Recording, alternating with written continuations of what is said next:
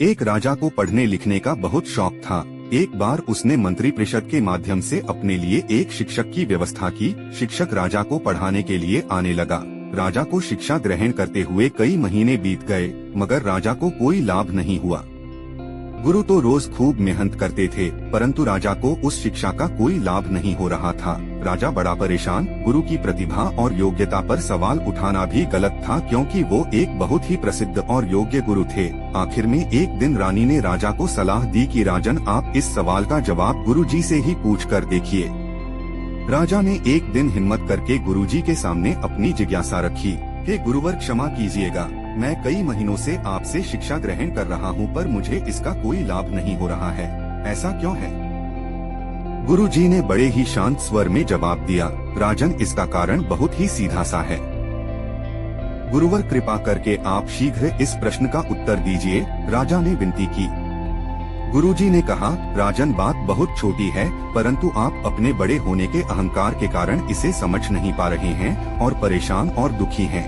माना कि आप एक बहुत बड़े राजा हैं, आप हर दृष्टि से मुझसे पद और प्रतिष्ठा में बड़े हैं, परंतु यहाँ पर आपका और मेरा रिश्ता एक गुरु और शिष्य का है।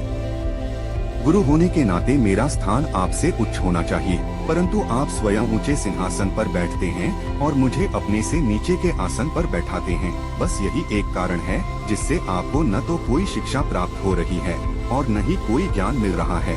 आपके राजा होने के कारण मैं आपसे यह बात नहीं कह पा रहा था।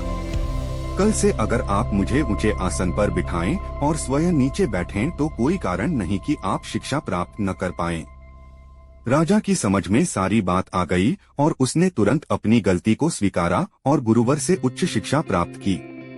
मित्रों, इस छोटी सी कहानी का सार यह है कि हम रिश्ते नाते, पद या धन वैभव किसी में भी कितने ही बड़े क्यों न हो, हम अगर अपने गुरु को उसका उचित स्थान नहीं देते तो हमारा भला होना मुश्किल है। और यहाँ स्थान का अर्थ सिर्फ ऊंचा या नीचे बैठने से नहीं है। इसका सही अर्थ है कि हम अपने मन में गुरु को क्या स्थान दे रहे हैं। क्या हम सही मायने में उनको सम्मान दे रहे हैं या स्वयं के ही श्रेष्ठ होने का घमंड कर रहे हैं? अगर हम अपने गुरु या शिक्षक के प्रति हेय भावना रखेंगे तो हमें उनकी योग्यताओं एवं अच्छाइयों का कोई लाभ नहीं मिलने वाला, और अगर हम उनका आदर करेंगे, उन्हें महत्व देंगे, तो उनका आशीर्वाद हमें सहज ही प्राप्त होगा।